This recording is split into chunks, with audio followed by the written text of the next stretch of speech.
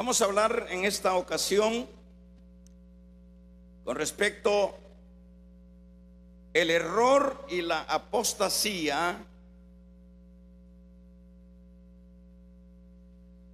nos conducen al precipicio. El error y la apostasía no dejan de llevarnos hacia la condenación también. Bien, hermanos, esta carta, como ya hemos venido mencionando, que es una carta fuerte, es una carta que las características y su contenido sobre todo es contundente. Y es contundente por el trasfondo de lo que se está dando en este tiempo de la iglesia inicial o de los apóstoles que empezaron a desarrollarse en la predicación de la palabra. Primeramente, dentro de estos apóstatas que mienta o que menciona acá Judas, estos apóstatas tenían actitudes tremendamente contrarias a lo que es la fe, porque de eso se trata la apostasía. La apostasía siempre se da en aquellas personas que inician el camino de la obediencia, el camino de la fe, el camino de la doctrina de Dios, pero que en el tiempo ellos buscan otro sendero, se extravían de la verdad, muchas veces por influencias o muchas veces por decisiones muy personales. Las personas toman caminos diferentes y a esos es a quien se les llama los apóstatas. De estos, como decíamos, eran los que deambulaban en este tiempo. Judas les recuerda o les ha recordado lo que le sucedió a los apóstatas de el tiempo pasado, que en este caso serían los incrédulos que salieron de Egipto. Acuérdense que salió, la Biblia no dice números, pero salieron multitudes de lo que era la esclavitud de Egipto. Pero de todos esos que salieron, la gente que tenía de 20 años hacia atrás, todos esos murieron en el desierto. Y nos preguntamos por qué es que estos murieron o fueron ejecutados por Dios en el desierto. Bueno, es porque aún siendo el pueblo de Dios, como decía hace un momento, personas que están en Dios, que caminan en Dios, que conocen a Dios, como sería el caso de estos israelitas. Pero ¿qué es lo que sucede con ellos? Lo que sucede con ellos es que dejaron de creer, y eso no es otra cosa que desviarse de la fe. Pero estos tuvieron consecuencias. La Biblia nos dice que todas esas personas de 20 para atrás, todas esas personas quedaron en el desierto, murieron en el desierto, no pudieron entrar a la tierra prometida. Y por otro lado, Judas también les ha estado mencionando dentro de este penúltimo versículo de los ángeles que no guardaron su dignidad. Y estos ángeles que no guardaron su dignidad, también dice Judas, Dios los tiene reservados para el día de la condenación eterna.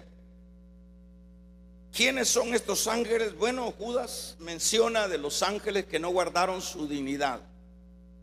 Dice de otra manera, ángeles que siendo seres que Dios los había creado, seres que disfrutaban de la gracia de Dios, del favor de Dios. Imagínense qué niveles de creaciones, ángeles, pero que ellos pensaron que no tendrían consecuencias al violentar lo que era el oponerse a Dios. Entonces dice Judas, acuérdense ustedes, apóstatas contemporáneos, que Dios ejecutó a los que no creyeron en el desierto cuando salieron de Egipto, y también a los ángeles que no guardaron su dignidad los ha reservado en prisiones para el día del juicio. Pero también les recuerda lo que les sucedió a Sodoma. A Sodoma les llovió fuego, dice acá Judas. Ahora vamos a ver, de esta misma manera, dice Judas, les tocará a los engañadores o a los soñadores que sus prioridades es el mancillar la carne. Estos, vamos a ver, y que también no solo mancillan la carne, sino que no se someten a las autoridades, y que también, dice Judas, blasfeman contra las potestades superiores. Es decir, que de esta misma manera va a sucederles a ustedes, dicho de otra manera. De esta misma forma les tocará que enfrentar a Dios, le dice Judas. Por ejemplo, ¿quiénes son o cómo es el comportamiento de esta gente? Bueno, eso es lo que leemos acá en este versículo. Dice, son soñadores y manciadores de la carne. Decíamos que esto se refiere a personas que de hecho están dentro de los caminos de Dios, porque aquí no está hablando de gente que desconoce lo de Dios. Aquí no está hablando de personas ajenas de lo que es el tener claro quién era Dios. Aquí estamos hablando de personas que estaban dentro de la congregación, personas que profesaban fe y que de alguna manera daban alguna impresión de conocimientos religiosos o bíblicos. Entonces estos dice, así que de la misma manera a ustedes que son soñadores y manciadores de la carne, les tocará lo mismo, ¿verdad? Ustedes que no se someten a las autoridades y que también blasfeman de las potestades superiores. Decíamos que son tres aspectos o tres apostasías, para decirlo de esa manera, las cuales estos están practicando dentro de los conglomerados cristianos. Y cuando se habla de mancillar la carne, y cuando habla sobre todo de soñadores, Judas está dando a entender que este tipo de personas, llamados cristianos, llamados seguidores de Dios, sus sueños no eran no eran por los asuntos de la gracia. Sus sueños, su pasión no era el estar en sintonía con Dios. Sus sueños, por él les llama soñadores y manciadores de la carne.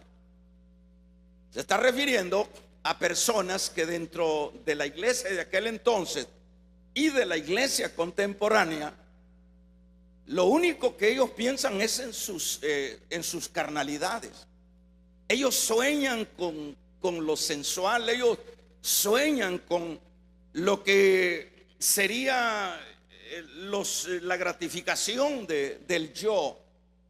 Y eso es un asunto que no podemos desligarnos de los tiempos actuales, ¿verdad? Porque como decíamos anteriormente, que la palabra, toda la Biblia, de hecho se escribió en un tiempo para personas de ese tiempo, pero esta palabra es también, debe de saberse que fue escrita para las personas de todos los tiempos, la iglesia en este caso.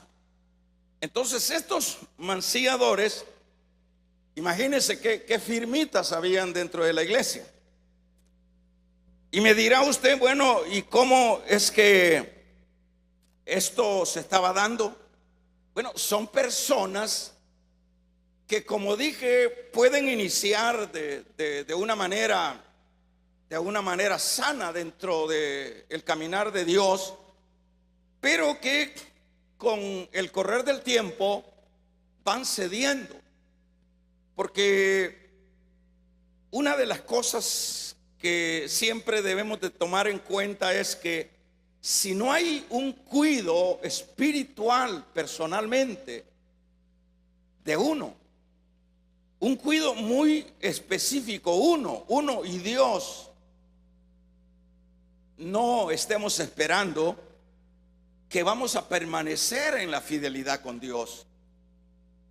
Decíamos el martes pasado que hay un sinnúmero de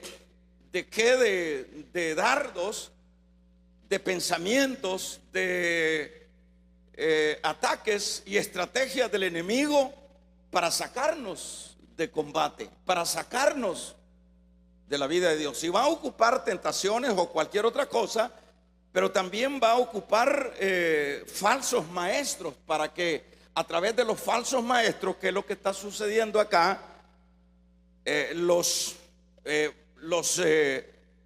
oidores pues van cediendo a esas novedades bíblicas, a esas novedades espirituales.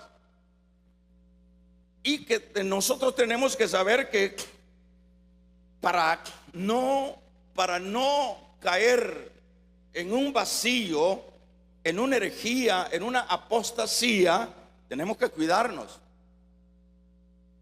Y la manera de cuidarnos, pues de alguna manera ya lo sabemos, y también es a través de las escrituras. Las escrituras, dice la Biblia, son las que nos guiarán, las que nos llevarán por un camino escabroso hacia la meta final. Entonces ahí hay que cuidarse, y esa es la razón, por ejemplo, de estos manciadores. Entonces estos están promoviendo que el evangelio pues no es ese evangelio cuadrado, que el evangelio no es eso que no le permita a uno desarrollarse o disfrutar la vida. Usted ve que eso es bastante común, de personas que promueven eso. No, hombre, si usted no se encrauce, usted no se case tanto en esos asuntos de la iglesia, usted debe de tener libertad, usted es una persona libre.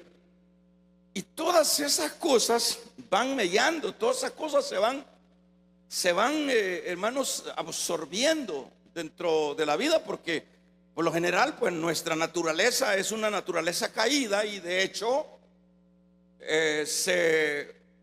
se da o se facilita para que lo contrario a lo que debe de ser la disciplina y la entrega, la fidelidad del creyente para con Dios, absorba lo que no es eso. Entonces, aquí vemos que estos son mancilladores de la carne. Su evangelio es, no hombre, no es para tanto. Pero también eran desobedientes a las autoridades. Eran personas que dicen, no, vos un tata tuviste. Y ahí nada más. Y en este sentido, eran personas que desconocían, o no es que desconocían, sino que conocedores de que Dios, hermanos, diríamos, ha ordenado el mundo y todo el sistema de lo que es el mundo bajo autoridades, bajo cabezas. ¿Por qué Dios dejó autoridades? Porque es de esa manera como se puede vivir en este mundo. Un alcalde, un presidente, la autoridad de lo que es la cabeza de la casa, la autoridad eclesial y sucesivamente. Eso es lo que dice Pablo a los romanos. Dice que no hay autoridad que no sea establecida por Dios. O sea que estos apóstatas no solo eran sensuales, no solo le daban rienda a sus carnes, a sus apetitos emocionales, sino que también desobedecían, pasaban por alto las autoridades. Y acuérdese que el trasfondo de esto estaríamos viéndolo en el sentido de que estos que está mencionando Judas acá, no le daban ningún respeto a los apóstoles y sobre todo al mismo Cristo, a tal grado que Cristo para ellos no era el Cristo, para ellos no era ese ser divino o ese Dios. Ellos lo veían como que no era la autoridad de Dios o el Dios manifestado en las personas, sino que ellos promovían eso dentro. Y también lo que es el asunto de que dice blasfeman de las potestades. Cuando habla de que blasfema contra las potestades, eran tan extraviados estos apóstatas que dice acá el versículo que ni Miguel prefirió o profirió ninguna maldición sobre Satanás cuando peleaba en el cuerpo de Moisés, y no dijo ninguna maldición sobre Satanás, porque decíamos que el Señor allá en Deuteronomio 24 nos habla de que Él escondió el cuerpo de Moisés cuando murió en el monte, luego de que le enseñó el Señor la tierra prometida desde ese lugar. De ahí el Señor, bueno, conociendo quién era su pueblo, mejor escondió el cuerpo. Y lo escondió, podemos pensar, porque esto se podría llevar a cabo una terrible idolatría de parte de Israel para con los huesos de Moisés. Entonces por eso lo escondió. Pero vino Satanás, vino a sacarlo o pretender hallarlo donde Dios lo había puesto para presentárselos a Israel. Pero entonces ahí viene Miguel, que es un arcángel de los generales de Dios, ¿verdad? En ese sentido. Y Miguel peleó con Satanás por el cuerpo de Moisés. Pero imagínense que dice que en este caso Miguel no le maldijo, no soltó ninguna maldición, aún siendo Miguel, que era uno de los arcángeles, sino que le dijo: el Señor te reprenda. Ahora, ¿por qué le dice el Señor te reprenda? Porque Miguel no quería pasar sobre la autoridad de Dios. Miguel sabía que Satanás estaba bajo la autoridad de Dios, y si él profería una maldición sobre Satanás, estaba violentando la autoridad de Dios. O sea, podemos ver nosotros el respeto aún de los ángeles. Podemos ver nosotros cómo guardan, los lineamientos que deben de guardar. Pero los del tiempo de Judas y también de Pedro y de Pablo y de todos estos, de Juan, que hemos estado predicando, estos hermanos, estos se iban por encima de todos estos principios, se iban por encima de todos estos asuntos. Primeramente, eran carnales. Segundo, no respetaban las autoridades, y por último, blasfemaban sobre las potestades superiores. O sea que ellos blasfemaban de Cristo. Y vamos a ver, pero vamos a ver en este caso que los apóstatas, hermanos, del tiempo de Judas, estaban lejos de apegarse a la verdad y a la santidad. ¿Y qué diríamos de los tiempos de ahora? ¿Qué diríamos de los apóstatas de ahora? Ya vamos a ver cómo reaccionas o cómo son las conductas de los apóstatas de ahora, ¿verdad? Por ejemplo, los apóstatas de ese tiempo y los contemporáneos, sus sueños siempre, como decíamos, en la carne, no se someten a las autoridades y blasfeman de las potestades superiores. Judas, en este respecto, hermanos, prorrumpe, como veíamos en el versículo número 11, ¿verdad? Que es un asunto bastante fuerte. Por eso decíamos que la carta de Judas es una carta agresiva, es una carta terriblemente fuerte, porque así es, hermano, cuando aparece el mal no se puede andar con paños tibios. Lo que es, lo que no es verdad no se puede tratar con primores. Se tiene que tratar con energía, con la verdad de la palabra. Y en este caso dice Judas, dice: ay, ¿verdad? Este ay, dice, es un ay contra ellos. ¿A causa de qué? De pretender ser de Dios, lo cual no era así. Este es un asunto bien serio cuando en este caso estos pretendían ser de Dios, pero que no era así. Fíjese que vamos a ver en el versículo número 11: hay de ellos, ¿de quiénes? De estos que pretendían ser de Dios, ¿ya? Hay de ellos porque han seguido el camino de Caín. Vamos a ver, mire las conductas, mire cómo se extravía la gente. Pero aquí vienen los ayes. Ay, ¿qué quiere decir ese ay? Ese ay quiere decir no vas a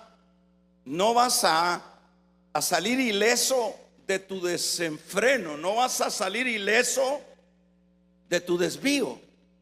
Entonces viene acá, dice, pues las vidas, ¿verdad? De estos que decían ser de Dios y que estaban en la iglesia y que de hecho estaban predicando. Ellos predicaban, ellos hacían sus movimientos para predicar. La gente se acercaba a oír a estos predicadores. Pero vamos a ver, pero no eran nada, ¿verdad? Pero no eran nada. Entonces, en este caso, Judas va a describir tres conductas de estos apóstatas. Y la primera conducta es, dice acá, que han tomado el camino de Caín. Veamos a qué se refiere cuando habla del camino de Caín. Vamos a ver, este camino, hermanos, es la confianza en el hombre. Es decir, el camino de Caín es cuando el hombre pone su confianza en el hombre, ¿verdad? La confianza en el esfuerzo humano, el cual conduce a odiar la gracia y los objetos de la misma a tal grado que hay odio y hay persecución y hay asesinato, que es lo que sucedió en el capítulo 4, verso 2 en adelante del Génesis, que es, ahí nos hace la mención de lo que hizo Caín. ¿Qué es lo que hizo Caín? Veamos, el caso de Caín. Usted se recuerda que los dos hermanos presentaron sus ofrendas. Abel presentó, dice la Biblia, de lo mejor de sus ovejas. Y la ofrenda de Abel es la que el Señor aceptó, la que el Señor recibió, la que le complació al Señor, la ofrenda de Abel. Ahora, ¿por qué le complació la ofrenda de Abel al Señor? Porque era una ofrenda, en primer lugar, Abel dio la mejor cría, ofrendó lo mejor de sus ovejas, y eso indica lo mejor para Dios. Pero no solo lo mejor, sino que su ofrenda fue ofrenda de sangre. Y cuando Abel ofrece estos animalitos, hay sangre, y esa sangre es el símbolo por el cual los hombres íbamos a ser redimidos por medio de la sangre de Cristo. Fíjese qué contraste nosotros vemos acá. Pero vamos a ver la ofrenda de Abel, de Caín. La ofrenda de Caín, hermanos, estaba basada en la confianza y en el esfuerzo de él. Yo te traje lo mejor, pero basada en la confianza y en el esfuerzo de él, el cual suscitó lo que fue odio, persecución y por último asesinato. Es decir, esta es la conducta de Caín. Y estos apóstatas que está mencionando Judas, en primer lugar, su caminar es de acuerdo a la conducta de Caín. ¿Cuál era la conducta de Caín? ¿Verdad? Que la salvación y que la vida en Dios se alcanzaba a través del esfuerzo humano, a través de lo que yo pienso que es lo mejor. Pero eso le trae celo a Caín. Llamemos, persigue a su hermano, que es lo que hacen los apóstatas. Si usted ve las persecuciones que ha tenido la iglesia, en todo el recorrido de lo que es la historia de la iglesia ha sido masacrada, ha corrido sangre. Es decir, ¿por qué? Porque el religioso, él sobre todo cree que la base de la salvación está en su esfuerzo, en lo que él cree que es lo que debe de hacerse, como en el caso de Caín.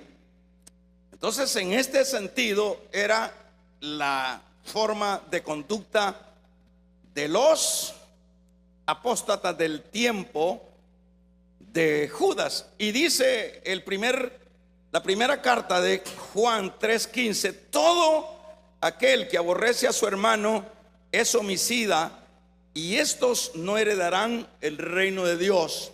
Es decir, el apóstata jamás ama a nadie. El apóstata se ama a él, ¿verdad? Porque él es la persona, él es el todo. Entonces, esto era la conducta de estos. El segundo aspecto es el deseo de enriquecerse. Vamos a ver personalmente. Y en este caso era, por ejemplo, trayendo a memoria acá, como dice Judas, ¿verdad? Profesando ser un profeta. En el caso de Balaán. Balaán, hermanos, pensemos que era un profeta. Pero ¿qué fue lo que a Balaán lo tuerce? ¿Qué es lo que a Balaán le sucede? No podemos pensar que si la Biblia habla de que era un profeta, tomémoslo así como dice la Biblia, era un profeta. Era un profeta porque en la soberanía de Dios, Dios es soberano y hace como Él quiere. Pero en este caso dice este versículo número 11 que leíamos, y se lanzaron por el lucro en el error de Balaán, los apóstatas de este tiempo, de Judas, y de hecho los apóstatas también de este tiempo. Entonces, en este caso, este tipo de supuestos cristianos, de supuestos profetas, de supuestos apóstoles, el deseo de ellos es enriquecerse en lo personal. Ellos tienen esa mentalidad y esa visión, ¿verdad? Pero por supuesto, hermanos, la codicia los prostituye. La codicia prostituyó a Balaán. Porque usted se recuerda, esto usted lo puede encontrar, por ejemplo, en el libro de Números 22.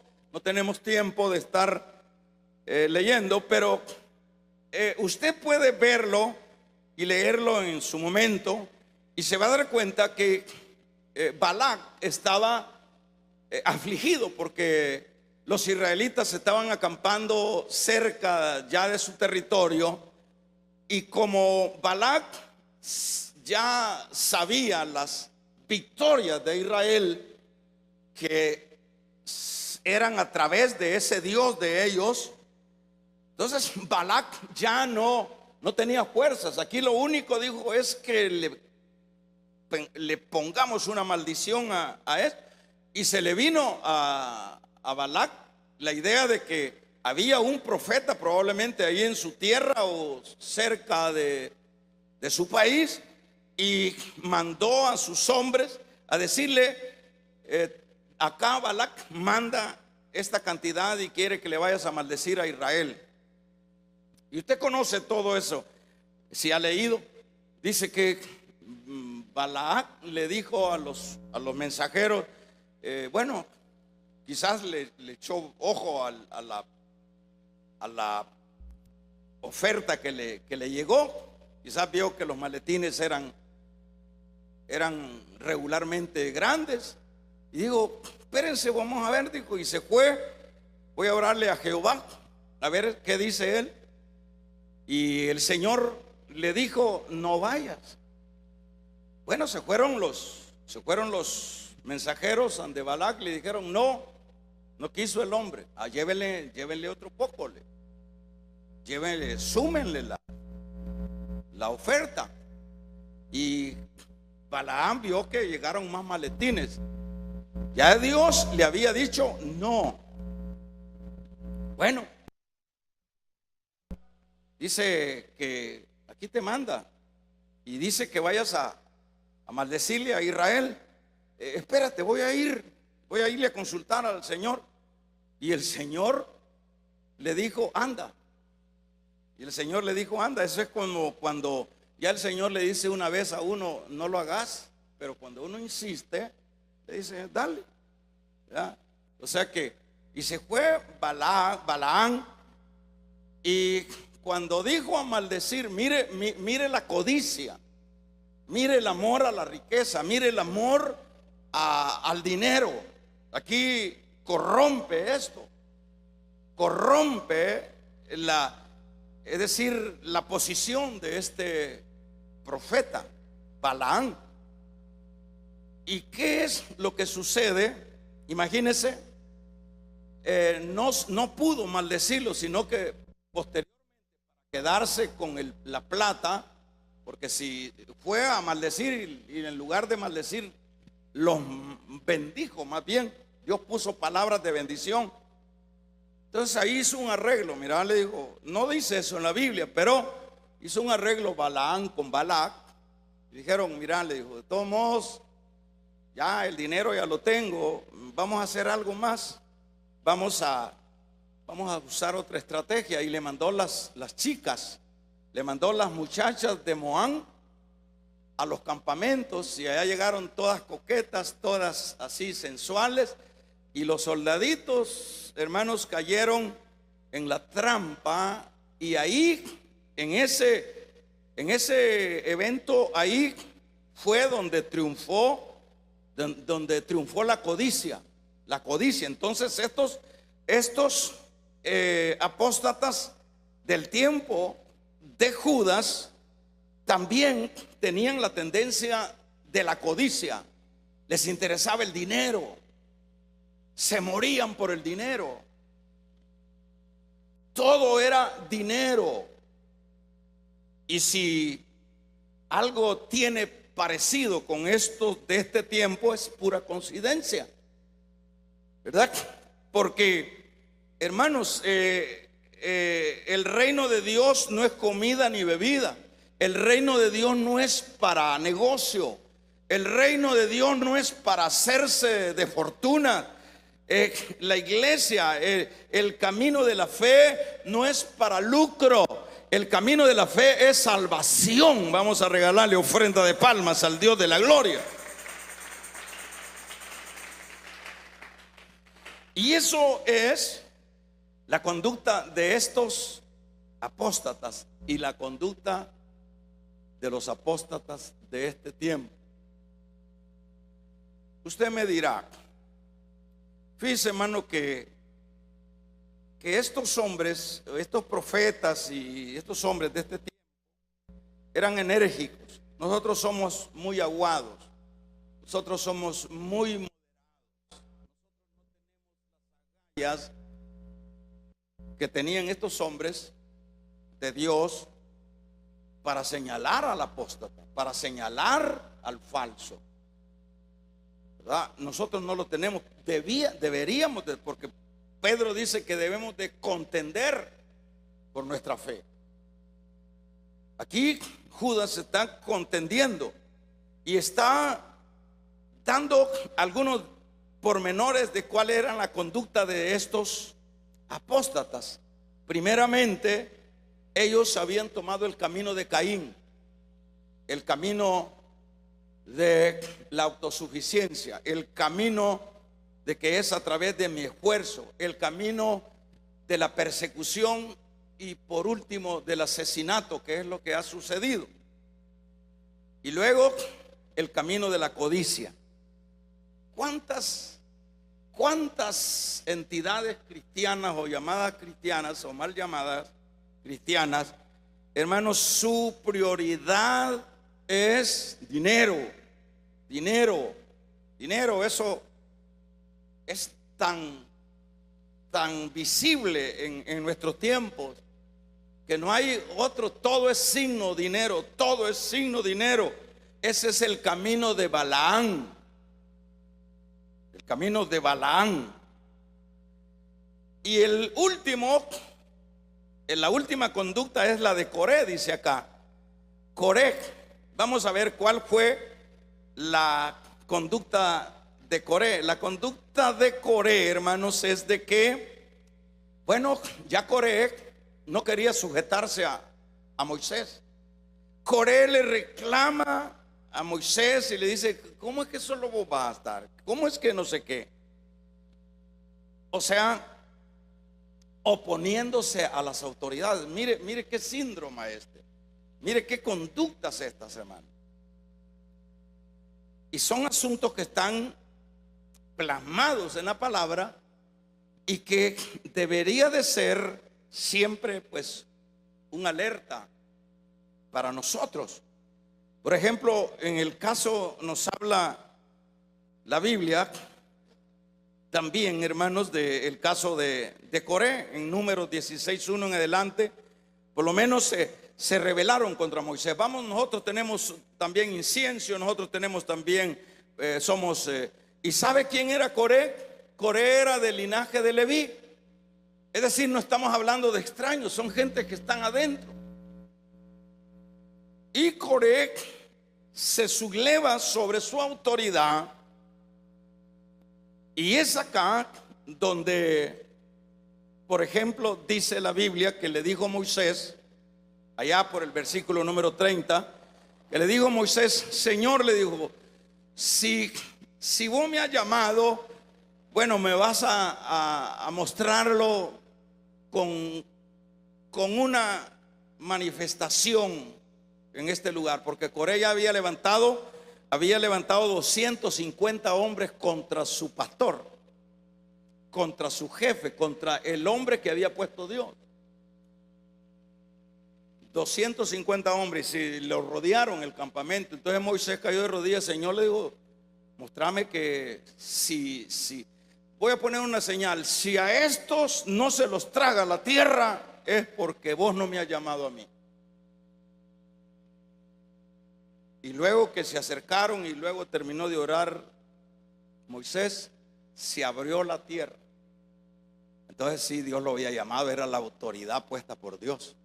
Se abrió la tierra y cayeron ellos, los 200 y pico de hombres, con todas sus cosas, animales y todo. Se hizo una abertura en el desierto y cayeron vivos, dice, en el infierno. Cayeron vivos. Ajá, en este caso, luego la gente se levantó y dijo: bueno, ¿y cómo es eso que por culpa de Moisés estos 250 hombres han muerto? Le dijo el Señor: mire, bueno, porque lo que vamos a rescatar esta noche es lo importante que es no tomar las cosas de Dios a la loca. Y dice el Señor en el versículo número 40 más adelante de lo que es este libro de Números 16, dice que le dijo: apartá a estos y apartá a los otros y apartá a los otros, porque ahorita en este momento voy a enjuiciar a estos rebeldes. Y dice por ahí, por el versículo número 40, que Dios mató a 14,000 israelitas que estaban hermanos, resentidos porque habían muerto los 250 y porque Moisés era el culpable de eso. Dice el capítulo 18, versículo número 6 de Mateo, verso 6 al 9, dice: ay del mundo por los tropiezos, ay del mundo, porque de hecho vendrán los tropiezos, pero ay de quien vengan los tropiezos. Ay de quien vengan los tropiezos, los ayes de Dios. Quiere decir, hermanos, que con lo cual finalizo, que el tomar las cosas de Dios de una manera simple, de una manera sin la profundidad que debe de tomarse las cosas de Dios, es peligroso. Los asuntos de Dios son los asuntos más delicados de esta tierra, de este mundo. Los asuntos de Dios son los que cada quien y sobre todo aquellos que ya empezamos a dar pasos en ese camino, debemos de dar pasos con mucho cuidado. Debemos de dar pasos con mucho tacto, ¿verdad? Bueno es que leamos la Biblia, bueno es que leamos la palabra y en la palabra nos podamos nosotros documentar de qué es nuestras responsabilidades, de qué manera es como nosotros debemos de desenvolvernos en la vida espiritual, cómo debemos de estar primeramente, hermanos, bajo sujeción, cómo debemos de tener el respeto, cómo debemos de tener siempre una actitud temerosa de las cosas de Dios. Pero ¿qué es lo que se da? Por ejemplo, le voy a poner solo un detalle para que finalicemos. En el caso de tomar las cosas de Dios así a lo que caiga. No, yo soy cristiano, bueno. No, yo hago lo que quiero. De todo modo, Dios es amor y que Dios... y empieza la gente, muchas gentes a dividir iglesias, mucha gente a hacer piedra de tropiezo de otros débiles. Pero dice, ay, ¿verdad? Entonces, ¿qué es lo que se requiere dentro de la vida espiritual? Estar consciente de que las cosas de Dios, primero, cuando ya hemos entrado, debemos de cuidarnos. Debemos de cuidarnos. Este asunto del cuidado no es tanto del pastor, es individual. Cada uno debe de cuidarse espiritualmente. Cada uno debe de checarse. Cada uno debe constantemente de estar viendo cuál es el desarrollo de su vida espiritual. Cada uno. Es decir, esto no es envejecernos en una iglesia, hermanos, acabándonos sillas, pero siendo los mismos que éramos antes. Entonces estamos jugando con las cosas de Dios. ¿Somos o no somos? Porque cuando nosotros no nos cuidamos, vamos a ser sensibles al engaño.